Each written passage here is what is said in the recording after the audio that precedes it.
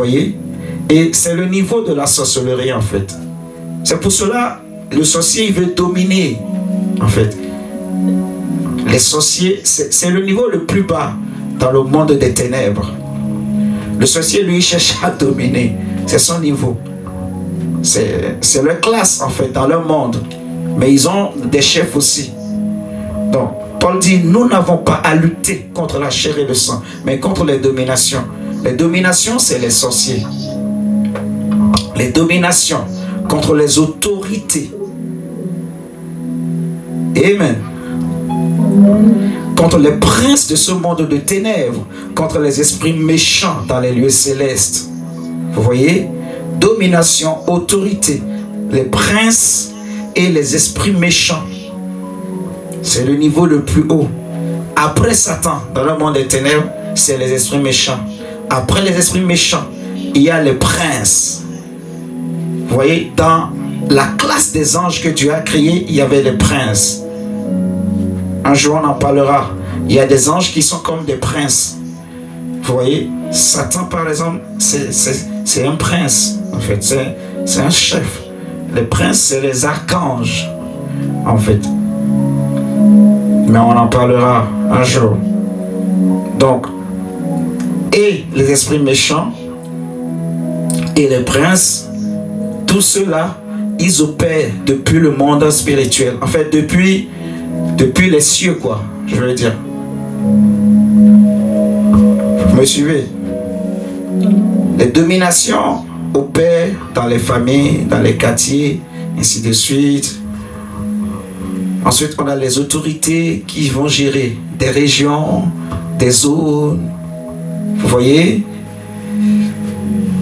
Excusez-moi.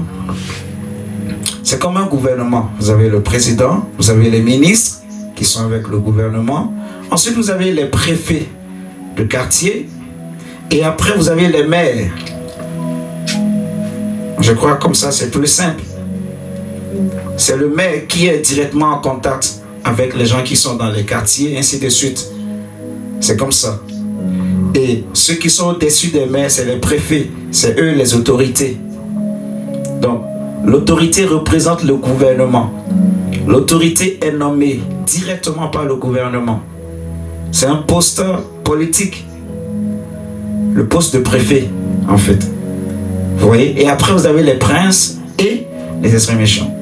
Donc, c'est ceux avec qui nous luttons. Maintenant, il y a une chose qu'il faut vraiment comprendre. Et c'est là que on va discerner pour comprendre ce qui se passe. Si tu vois que dans ta maison ou dans ta vie, normalement, là où on devrait parler tout le temps de paix, de joie, de bonheur, de Jésus, Jésus, Jésus. Les gens sur leurs lèvres, normalement, devraient célébrer Jésus, parler de bonheur. Quand on parle de paix, on parle de joie, on parle de prospérité, on parle de réussite. Tout ça, on parle de Jésus, en fait. Parce qu'en lui se trouve, en fait, tout ce qui est bien. En lui se trouve le Amen et le oui. Amen. Donc, si tu vois que dans ta maison, on ne parle que maladie, on ne parle que problème d'argent, problème financier, maladie, problème financier, problème d'argent, on parle que de mort, on parle que de ceci, ça veut dire il y a quelque chose qui domine.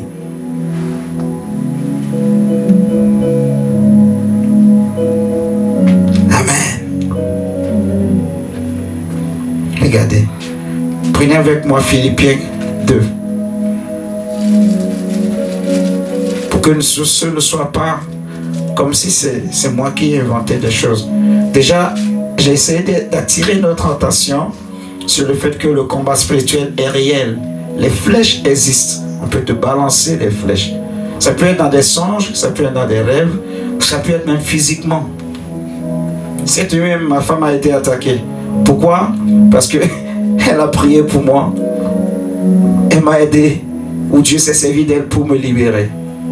grâce aux prières des uns et des autres aussi. Donc, le combat spirituel existe. On peut te lancer une flèche, en fait. La flèche, ça peut, il y a plusieurs sortes de flèches quand on parle de flèches.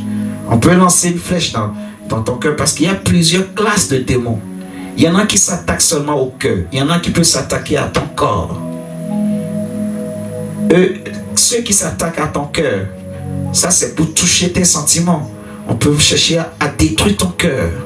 Mais il y en a d'autres qui peuvent s'attaquer à ton physique. Parce qu'on veut te paralyser, en fait, te paralyser, t'empêcher de bouger, de faire quelque chose. On peut s'attaquer aussi à ton esprit, en fait. Et la Bible nous parle, on n'a pas lu tout Éphésiens 6 tout à l'heure, mais vous le connaissez. Paul dit dans la suite que d'utiliser le bouclier de la foi pour éteindre tous les traits enflammés du malin. Les traits enflammés là, dans d'autres traductions, on parle des dards.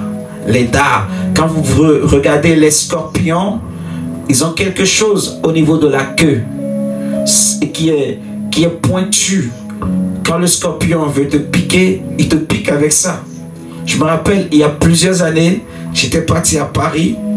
J'étais encore, je peux dire, innocent dans la foi, mais beaucoup utilisé par le Seigneur et immature. Donc, je ne comprenais pas les enjeux du ministère, les dangers qui étaient autour du ministère. Je faisais des délivrances, mais je menais aussi ma vie. J'avais un peu de négligence au niveau de la prière. Donc, à cause du travail, j'étais parti à Paris. J'étais content de travailler à Paris. Me lever le matin, m'habiller, costume, tout ça, entrer dans le métro. Donc, je privilégiais beaucoup cette vie-là que la vie de consécration, de consacrer mon cœur, de consacrer ma vie à Dieu. Et j'avais commencé par recevoir beaucoup d'attaques, les songes, les rêves. Et à un moment donné, c'était tellement fréquent que, en fait, au fur et à mesure que ces attaques venaient et que je négligeais, ça augmentait. Jusqu'à un moment où j'étais rentré dans les trams de Paris là. Maintenant, je commençais pas à voir en live comme ça de géants scorpions. Est-ce que vous m'entendez là? De géants scorpions avec leurs dards pour me piquer, pour que je convoite en fait. Parce qu'ils savent que si ces choses rentrent dans mon cœur, je serai faible. Je serai faible. Et ils peuvent rentrer pour bien m'avoir. Donc il y a parfois nous-mêmes, c'est nous-mêmes qui ouvrons des portes, par des erreurs, par manque d'expérience. On néglige, on ne sait pas en fait dans quel monde on est rentré, dans quel camp on est rentré, ce qu'on est en train de faire, on ne sait pas. On prie seulement, mais on ne sait pas ce qu'on est en train de faire. Quand on dit de chasser les esprits, on dit d'envoyer le feu. On le fait, mais on ne sait pas vraiment ce qu'on est en train de faire. On ne sait pas ceux qui sont en colère, ceux qui sont en colère contre nous et qui nous en veulent, qui nous cherchent, qui attendent seulement une petite erreur. Comme le Seigneur disait, toujours par la bouche de l'apôtre Pierre, que le diable rôde comme un lion rugissant, cherchant qui il va dévorer. Donc, dans Philippiens 2, on dit au verset 9 que c'est pourquoi aussi Dieu l'a souverainement élevé et lui a donné le nom qui est au-dessus de tout nom. Le nom qui est au-dessus de tout nom, afin qu'au nom de Jésus, tout genou fléchisse dans les cieux, sur la terre et sous la terre. Et que toute langue confesse que Jésus-Christ est Seigneur, à la gloire de Dieu le Père. On va refaire encore la lecture. On dit c'est pourquoi aussi Dieu l'a souverainement élevé. Donc qui est-ce que Dieu a élevé? C'est Jésus-Christ. C'est le nom de Jésus. Et lui a donné le nom qui est au-dessus de tout nom. Il lui a donné le nom qui est au-dessus de tout nom, afin qu'au nom de Jésus, tout genou fléchisse dans les cieux, sur la terre et sous la terre, et que toute langue confesse que Jésus-Christ est Seigneur, à la gloire de Dieu le Père. Dieu a dit cela exprès. C'est à cause des dominations, en fait. Il a parlé ainsi à cause des dominations. Que les choses qui dominent là, que ça disparaît. Pourquoi? Parce que dans l'histoire d'Israël, déjà, quand vous prenez avec moi Ésaïe d'abord, Ésaïe, prenez Ésaïe 45, vous allez voir ce qu'on vient de lire dans Éphésiens 6. Dieu l'avait déjà dit par la bouche du prophète Ésaïe, et nous allons expliquer la raison pour laquelle le Seigneur veut que tout genou fléchisse, toute langue confesse, que seul Jésus soit élevé, parce que il y a beaucoup de choses qu'on élève dans nos vies, dans nos familles, inconsciemment en fait. Comment savoir ce qui est élevé dans une nation? C'est la chose de laquelle tout le monde parle. C'est comme ça que tu sauras ce qui est élevé. Et encore là, je suis en train de le dire. Mais si on ne te rappelle pas ça, on ne t'interpelle pas sur ça, on ne te réveille pas sur ça, tu ne discerneras pas. Toi-même, tu peux élever autre chose que Jésus sans être conscient. Amen. C'est comme ça que vous allez voir que dans beaucoup de familles, on élève des choses, des familles chrétiennes, des familles même fidèles, même pratiquantes, craignant Dieu. Mais elles élèvent beaucoup d'autres dieux. Donc des démons, des idoles, au lieu d'élever Jésus, en fait. Et vous savez, j'avais parlé aussi du pouvoir de la volonté, mais peut-être que beaucoup n'ont pas compris vraiment l'importance.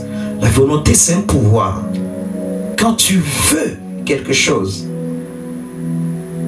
quand tu veux, et en fait, tu utilises cette force en toi, tu pries avec, tu cherches la solution. Dieu n'est pas injuste pour te donner la solution. Amen. Dieu n'est pas infidèle. Il entend et il te donnera. Parce qu'il va voir la décision de ton cœur, la détermination de ton âme, la fermeté de ta prière, de ta position. Tu veux en finir avec ça. Regardez Ésaïe 45 avec moi. Et après nous allons prendre Ésaïe 54. Ésaïe 45, Seigneur Jésus, merci. Verset 23, la Bible nous dit, je le jure par moi-même, la vérité sort de ma bouche et ma parole ne sera point révoquée. Tout genou fléchira devant moi, toute langue jurera par moi. Donc, le Seigneur dit, je le jure par moi-même, la vérité sort de ma bouche et ma parole ne sera point révoquée. Tout genou fléchira devant, tout genou fléchira devant moi, toute langue jurera par moi. Et c'est ce qu'on a utilisé pour parler de Jésus. Donc le Dieu qui parlait à Ésaïe, c'était l'Esprit de Christ qui parlait par Ésaïe, en fait. Tout genou fléchit devant le nom de Jésus. Tout genou doit fléchir devant le nom de Jésus. Et toute langue doit confesser que Jésus est Seigneur. Amen, amen. Dieu n'a jamais dit que tu n'auras pas de combats ou tu n'auras pas des attaques. Si tu es un vrai enfant de Dieu, tu peux avoir des attaques. Tu peux avoir des combats. Mais dans tous ces combats ou dans toutes ces attaques, il est écrit que tu es plus que vainqueur. Amen, amen. Le combat ou l'attaque doit fléchir les genoux devant le Jésus de Nazareth que nous prions, devant le nom souverain et suprême de Jésus, devant le nom le plus glorieux et le plus parfait. Si tu te synchronises, si tu synchronises ton cœur, tu gardes ton cœur. En fait, tu te mets dans la position du juste. Si ton cœur est juste et droit, non, tout genou fléchira. Le combat spirituel, ça demande ces choses. La fidélité, j'en ai parlé même dernièrement. La fidélité, l'amour. La fidélité et l'amour, ce que le Seigneur attend des hommes, des chrétiens de notre génération. La fidélité, l'amour. L'amour du cœur, le cœur juste, le cœur droit. Je ne veux pas que mon cœur soit dans quelque chose, que quelque chose irrite mon cœur ou fasse sortir mon cœur de la présence de Dieu. Non. Pas la colère, pas... Je ne veux pas être aigri, je veux pas être... Je veux rien de toutes ces choses. Je veux garder mon cœur pur. Amen. Comme ça, quand mon cœur est pur, quand je me présente devant Dieu, je me présente sans souci. Oh my God. Regardez avec moi Ésaïe 54.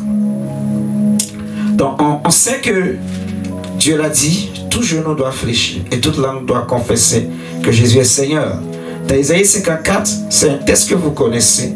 Le Seigneur a dit au verset 17, Ésaïe 54, que toute âme forgée contre toi sera sans effet, et toute langue qui s'élèvera en justice contre toi, tu la condamneras.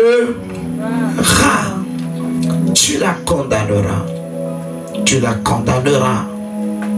Donc, il est en train de se passer quelque chose où le diable est en train d'avoir beaucoup de chrétiens.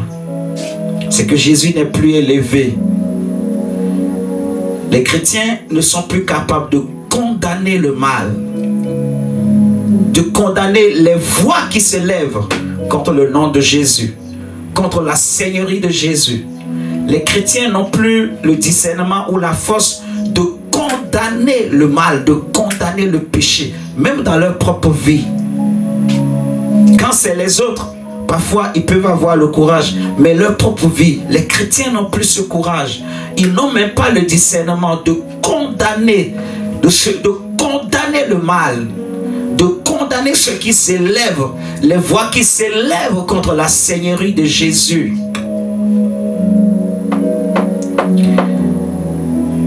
Les chrétiens parfois ont peur, les chrétiens parfois tremblent devant les ténèbres. Et le monde est fait en sorte que si tu crois toujours que tu appartiens au monde, si tu n'as pas encore compris que tu appartiens au camp de Dieu, si tu n'es pas encore très conscient que tu appartiens au camp de Dieu, si tu te crois toujours appartenant au monde, le monde va t'avoir, le monde va t'avaler. Tu auras toujours les mêmes problèmes que les autres. Tu invoqueras toujours le nom de Jésus. Mais dans ta bouche et dans ta vie, tu n'auras pas la force de condamner vraiment le mal, de condamner les voix qui s'élèvent contre la seigneurie de Jésus. Parce que dans notre royaume, parce que dans le camp de Dieu, il n'y a pas un autre nom qu'on doit élever que le nom de Jésus. Amen. Il y a deux camps et il y a deux royaumes. Si tu es du monde, tu vas élever le monde.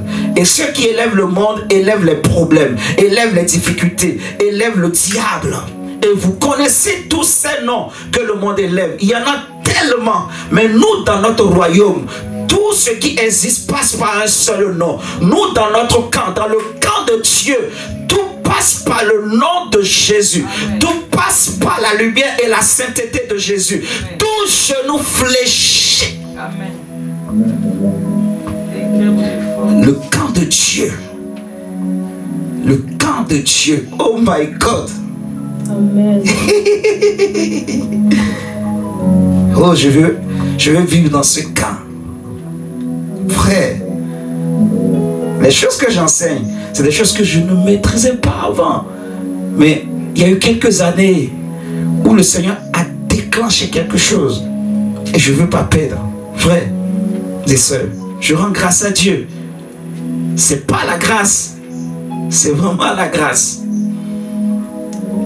Pas sa miséricorde, j'ai une petite expérience que je peux te communiquer.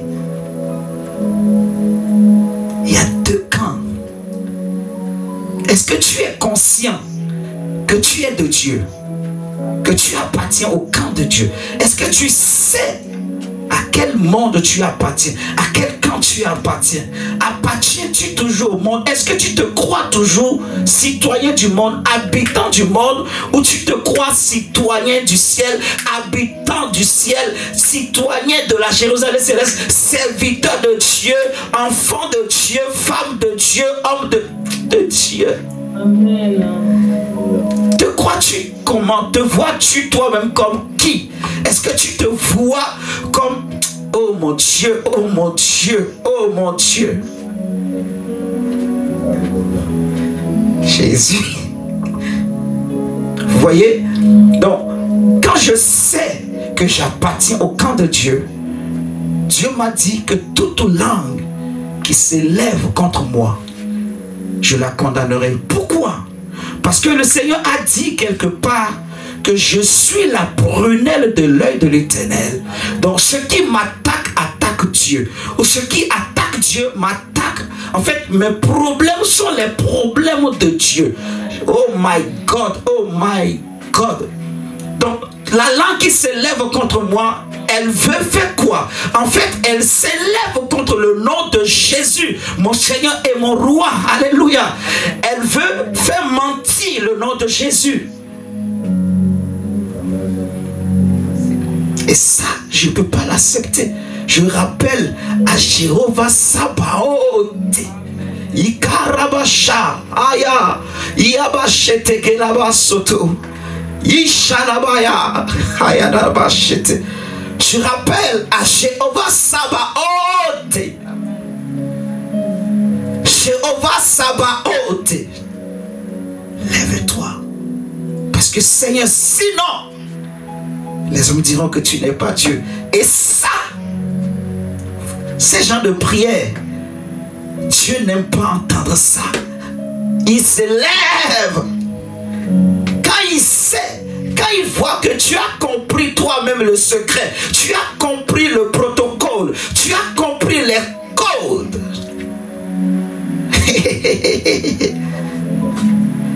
Là, le monde spirituel va s'aligner sur ta prière.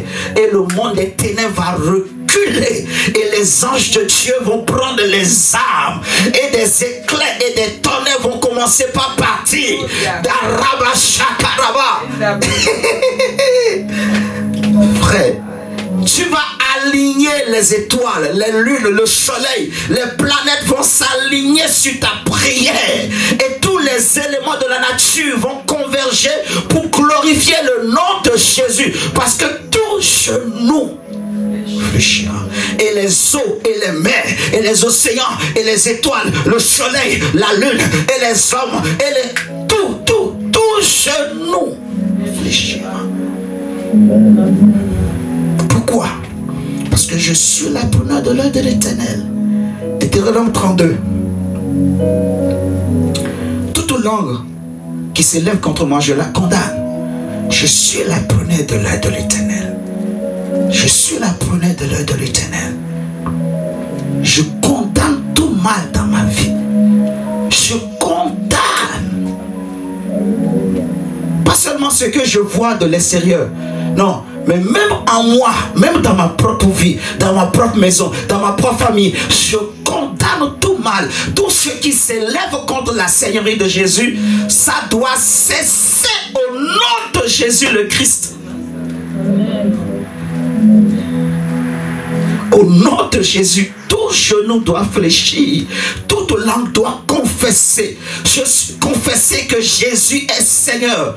Je veux que chez moi, on ne parle plus de maladie, de problèmes, d'argent, de souffrance, de machin, mais qu'on parle le nom de Jésus. Donc, vous allez voir tout à l'heure que il arrive des fois où tellement que les sorciers menacent et les hommes tremblent. Avant que David ne sorte de son trou, Tout Israël tremblait devant Goliath. Uniquement parce que cet homme s'était levé, il a menacé. Je vais vous tuer tous, trouvez-moi un courageux. Personne n'a osé, même pas le roi Saül. Donc tout le monde maintenant parlait de Goliath. Tout Israël commençait pas à parler de Goliath. Au lieu de parler de l'Éternel, au lieu de parler de l'Éternel des armées, le Dieu qui contrôle toutes les âmes, le Dieu qui contrôle tous les éléments de la nature, le Dieu qui contrôle les esprits, le Dieu qui contrôle les planètes, le Dieu qui contrôle les étoiles. Au lieu de parler de l'Éternel des armées qui avait fait des exploits en Égypte, qui avait séparé la mer Rouge en deux, qui les avait fait traverser le désert, le Dieu qui a été avec eux pendant 40 ans dans le désert, en sorte que même pas les chaussures de leurs pieds ne se sont pas usées. Au lieu de parler du Dieu qui fait sortir de l'eau dans le désert, le Dieu qui amène les cailles dans le désert, le Dieu qui fait descendre la manne du ciel, au lieu de se rappeler, le Dieu qui a dit que ses ennemis que vous voyez aujourd'hui, vous ne les verrez plus jamais. Au lieu de se rappeler du Dieu qui a utilisé même les étoiles au temps de Déborah la prophétesse pour renverser les Philistins, au lieu de se rappeler du Dieu qui a détruit les Philistins, le Dieu qui a combattu aux côtés de Gédéon, le Dieu qui a renversé les Assyriens. Mais ce jour-là, lorsque Goliath a parlé, tout Israël a oublié l'Éternel. Ils ont oublié qu'ils ont un Dieu. Ils ont oublié qu'ils ont un puissant guerrier. Ils ont oublié qu'il y a le puissant de Jacob, le soutien et le bras droit de Jacob, celui qui est assis à la droite de la majesté divine. Ils ont oublié qu'il y a un roi, le roi des rois, le véritable roi d'Israël, le roi de tous les temps. Lion de la tribu de Juda. Le lion de la tribu de Juda et l'étoile brillante du matin et le soleil levant, le soleil de justice, le vrai Dieu, le vrai roi, le vrai Seigneur, le vrai gloire, la vraie gloire, celui qui doit être loué, celui qui doit être élevé, celui qui doit être proclamé, celui qui doit être honoré, celui qui doit être sur toutes les lèvres, celui qui doit être dans toutes les bouches, matin, midi et soir. On doit parler de lui, on doit proclamer son nom, parler de sa beauté, parler de sa sainteté, parler de sa justice, parler de son retour, parler de son avènement, parler de sa parole, parler de ses exploits. Mais Israël a oublié. Ils ont commencé par parler de Goliath. Vous avez vu Goliath? Ils ont commencé par se parler entre eux. Vous avez vu Goliath? Le roi a dit, celui qui le tuera, il deviendra son gendre.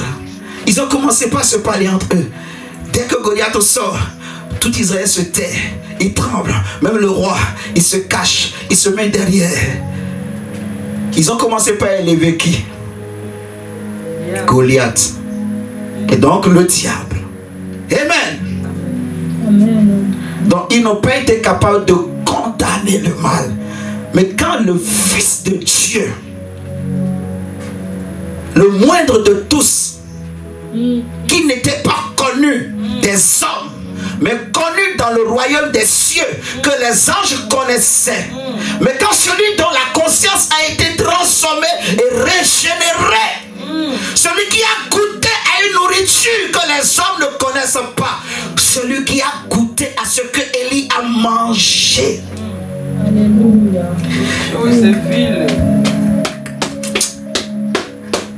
Oh mon Dieu! Quand David était derrière les troupeaux, son père l'a appelé pour dire, petit, viens tout de suite. Je sens que tes frères vont mal. Tu vas aller leur apporter la nourriture. Son père a cru qu'ils avaient besoin de nourriture physique. Mais le Saint-Esprit dit en réalité, ils avaient besoin d'une énergie qui vient de Dieu. Dieu avait vu que eux tous, ils confessaient maintenant le diable. Et il a regardé parmi tout Israël, qui est encore intègre, qui est encore pur, qui a encore le cœur droit, qui a été transformé, qui est disposé. Il a vu le petit. Alors, pour utiliser le langage des hommes, il va parler au Père. Appelle le petit. Ça, c'est dans la dimension humaine, la dimension physique.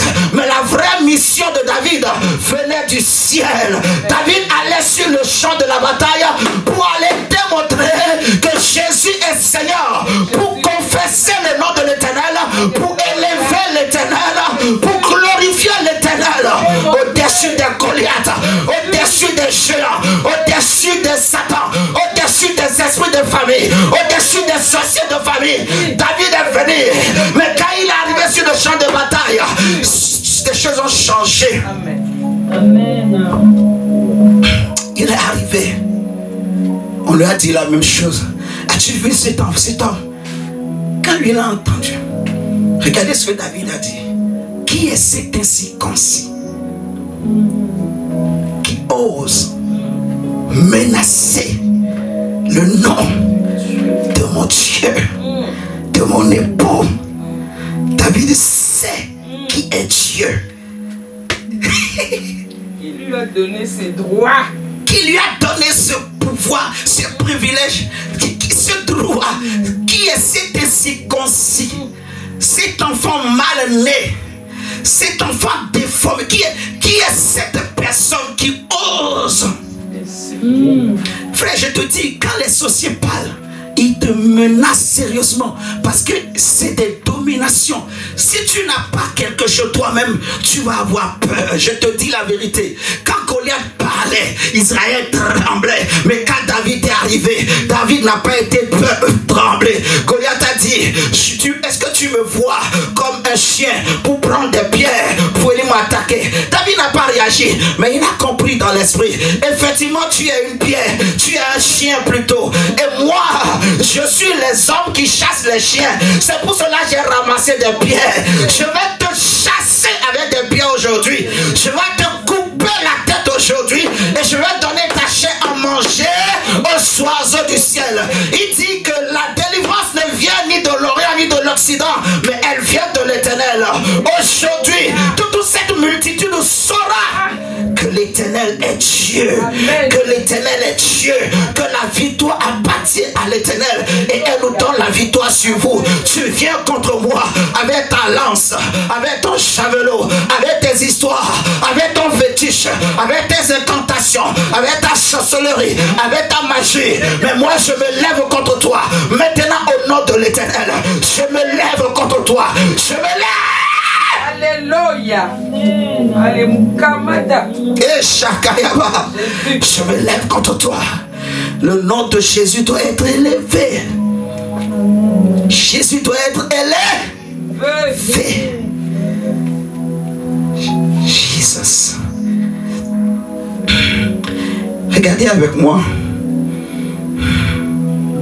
My God. Il est quelle heure? Prenons Deutéronome 32.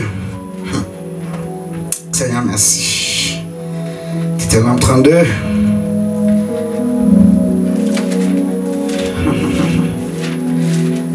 Jésus,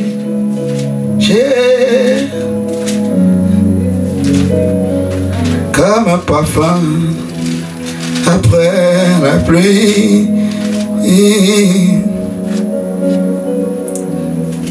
Deutéronome 32, verset 10.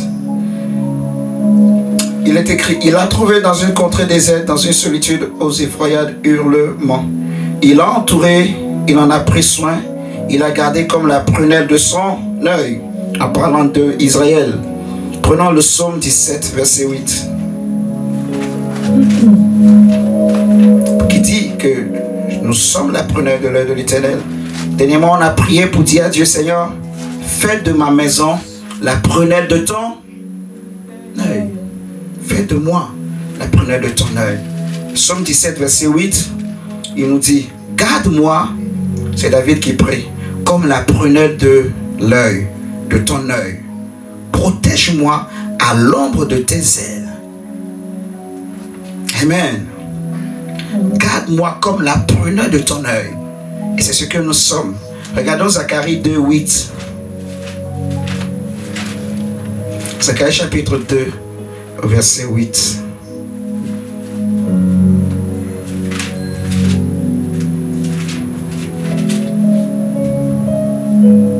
Zacharie chapitre 2, verset 8. Il dit, car ainsi parle l'Éternel des armées. Après cela viendra la gloire.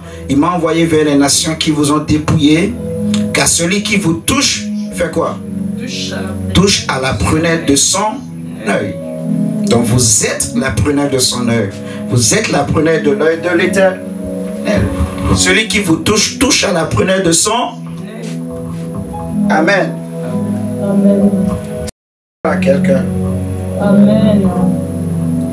Celui qui vous touche, touche à la prunelle de l'œil de l'Éternel. Quand les Goliaths se lèvent, donc quand les sorciers, à cause du temps, mais vous allez voir en lisant Ésaïe, tout au début du chapitre d'Ésaïe, en fait, que le peuple de Goliath, c'était un peuple qui pratiquait beaucoup la magie, le fétiche, la sorcellerie. Et c'était les dieux des Philistins. C'était le dieu de Goliath. Goliath était un féticheur, en fait. Il avait beaucoup de fétiches, cet homme, en fait. Donc, quand il parlait, il ne parlait pas simplement, il exerçait une domination sur Israël. C'est ce qui faisait que personne dans le peuple ne pouvait lever la tête, ne pouvait s'opposer à lui. Il les dominait parce que eux aussi, ils n'avaient pas les yeux ouverts, ils n'avaient pas la conscience transformée, ils n'étaient pas réveillés. Ils étaient faibles spirituellement, en fait. Vous voyez? Donc Goliath n'est pas venu physiquement, il est venu aussi avec une puissance, un contingent de démons, une cohorte de démons. Il est venu avec une puissance spirituelle maléfique, ténébreuse, démoniaque, satanique, pour dominer, en fait, pour intimider. Parfois, il y a certains sorciers, certaines personnes, leur domination, c'est dans leurs yeux. Quand ils te parlent, il écaquille bien ses yeux, comme s'il veut t'avaler avec ses yeux. Il y en a, il t'intimide avec ses yeux. Il te fixe du regard. Et tu as peur de parler. Tu as peur de bouger. Il veut te dominer. C'est ça la domination, en fait. Et c'est la domination qui vient du diable, qui travaille comme ça. Donc, quand cette domination se manifeste, en fait, il y a une forme de terreur. Les hommes n'arrivent plus à bouger parce qu'il y a une terreur. Ce qui fait que il ne parle que de cette chose. Et ça, c'est pas bon. C'est pas du tout bon. En fait. Regardez. Jérémie chapitre 31. Prenons Jérémie 31.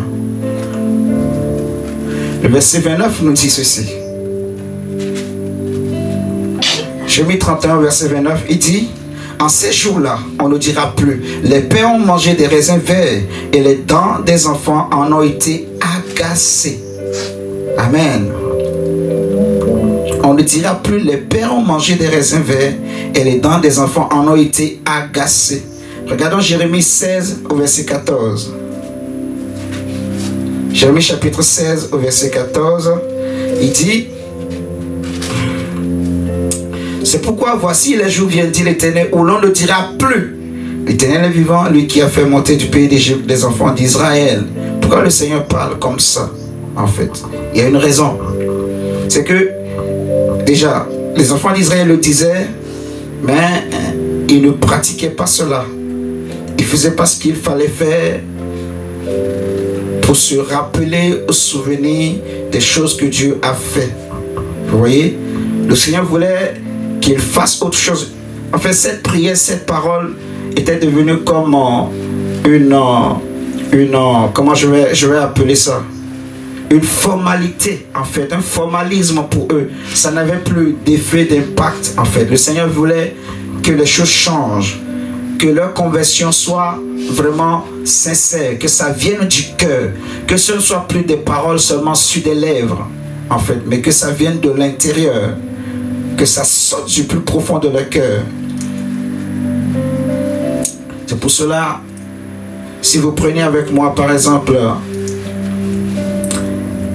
prenons 1 Samuel 14. Allez, prenons 1 Samuel 14. Ah, Jésus, quand il est glorieux. Samuel 14. Le verset 6, il était écrit ceci. Samuel chapitre 14, verset 6.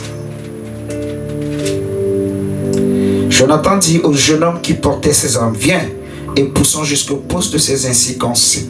Peut-être l'Éternel agira-t-il pour nous, car rien n'empêche l'Éternel de sauver au moyen d'un petit nombre comme d'un grand nombre. Amen. m'explique. En fait, nous ne voulons plus que autre chose, à part le nom de Jésus, soit élevé sur nos lèvres, sur nos bouches. Je m'explique encore. Je ne veux pas dire que tu ne diras plus j'ai mal à la tête, j'ai des maux de ventre, j'ai des douleurs ceci, j'ai cela, j'ai cela. Amen. Mais je veux dire ceci. Si toute ta vie, tout le temps, tu n'as que des maux de tête, des maux de tête, des maux de tête, des maux de tête, finalement, ça veut dire que c'est le mot de tête qui est élevé. Il est devenu un Dieu. Parce que ma bouche est faite pour élever un nom au-dessus de tous les noms. À cause du camp auquel j'appartiens, qui est le camp de Dieu.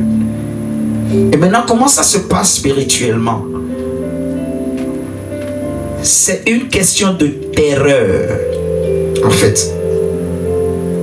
À cause du temps, je ne vais pas donner encore d'autres versets, mais je vous explique. Quand Jacob retournait chez son père, la Bible va dire, il est arrivé dans un camp. Déjà, ses enfants vont commettre, ils vont tuer tous les mâles de ceux du peuple qui avait, dont le fils de leur roi avait abusé de leur soeur. Et Jacob va leur dire de leur ramener tous les idoles qu'ils avaient, les amulets, tout ça. Ils vont tout détruire.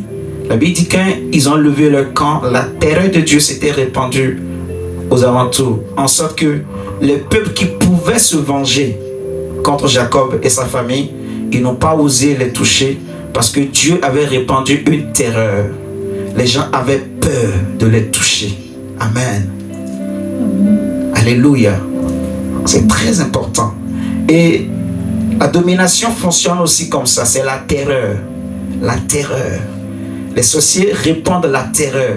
Et quand on parle de terreur, c'est qu'il y a la peur. Amen plutôt. Amen. Il y a la peur en fait. Les gens ont peur. Les gens ont peur. Peur de mourir. Peur de ceci. Peur de cela. Il y a une terreur qui est répandue. Mais tu ne peux pas avoir peur du diable ou du mal. Amen. Si ton cœur est pur et droit, j'ai beaucoup insisté, enseigné sur le cœur.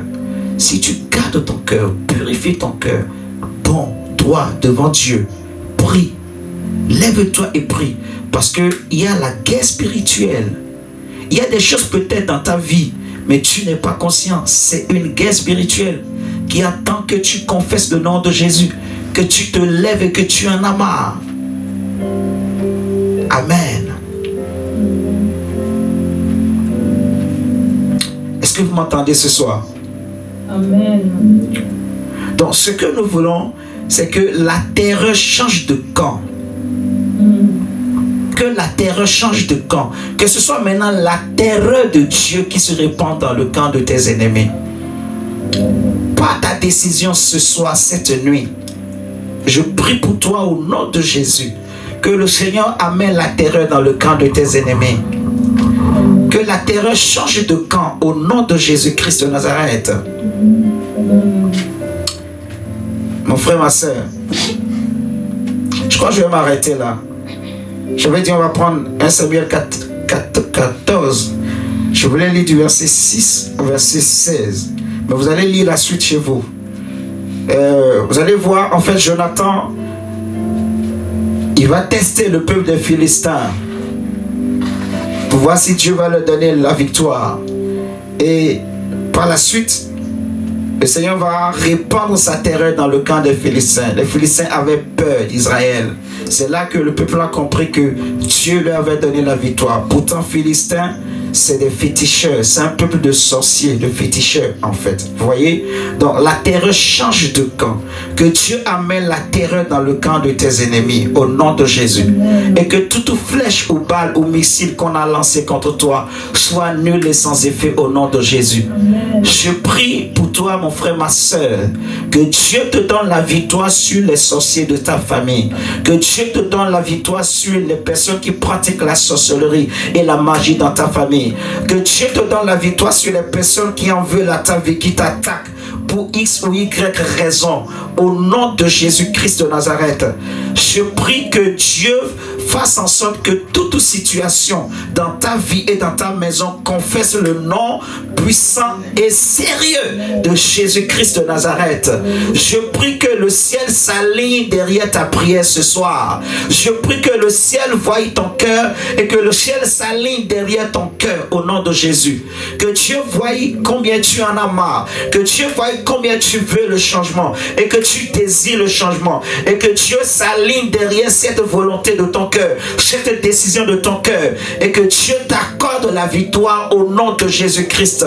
Que Dieu te fasse sortir de toute situation ou problème que la chancellerie avait créé dans ta vie au nom de Jésus. Même si les sorciers étaient sur le point de prendre le dessus sur ta vie, de prendre le dessus sur ta famille, je prie cette nuit, je prie ce soir qu'au nom de Jésus, que le ciel s'aligne derrière toi, que les anges de Dieu s'alignent derrière toi, que les étoiles s'alignent derrière toi, que les eaux et les mers s'alignent derrière toi, et que toute la création entière s'aligne derrière toi, et que le nom de Jésus soit glorifié au nom de Jésus, et que tout ce qui voulait contredire la parole de Dieu dans ta vie, tout ce qui voulait contredire la prophétie biblique dans ta vie, soit renversé au nom de Jésus. Je prie que le Seigneur étende sa main à cause de son nom, à cause de son amour, à cause de sa miséricorde, et que Dieu confonde tes ennemis, que Dieu ne laisse pas le nom de Jésus tomber à terre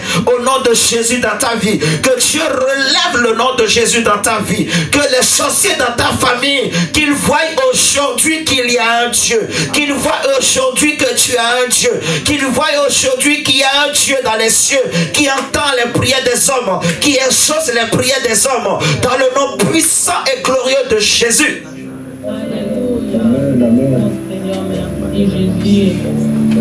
Prie un peu le Seigneur.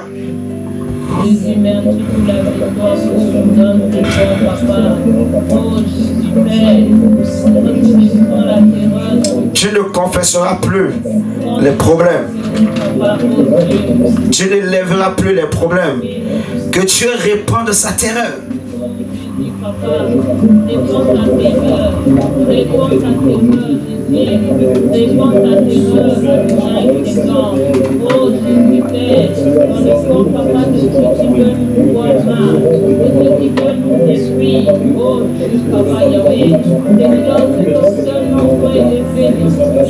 dans nos foyers, dans nos maisons, papa. Oh, Seigneur, mon Dieu, papa, Yahweh. Seigneur, Jésus, au tellement de nom du plus grand que ton nom, Seigneur. Que te fais que tu battes, que tu supplies, envoyez par le Seigneur. Oh, Seigneur, Dieu, papa, change de direction et réduis à l'employeur, papa, Seigneur, mon Dieu. Oh, papa, dans le corps de l'ennemi, papa. Oh, Seigneur, mon Dieu. Yahweh, Jésus, tout ce qui veut nous voir échouer. Oh, Jésus, vois notre élévation, papa. Oh, Jésus, Père, tout ce qui, papa, Yahweh, qui peut mettre la terreur dans nos vies, papa. Oh, Seigneur, je prie, papa, que la terreur de l'homme de Jésus, la terreur de Dieu, la terreur de Dieu, oh, chantons ce chant pour la gloire de Dieu. Car il est glorieux et digne de régner. L'agneau est souverain.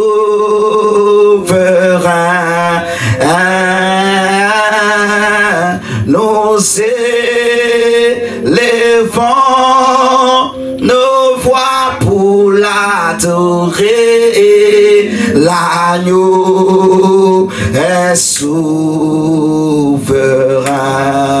Alléluia. Combien, j'aime beaucoup ce chant. Dieu est grand, chantons-le. Combien Dieu est grand, et tous verront combien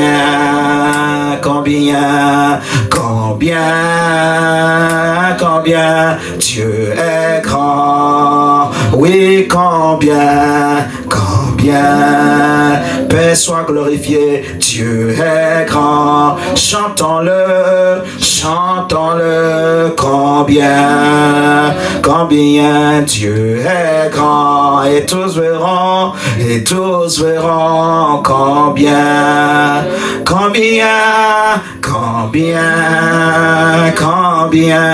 Dieu est grand.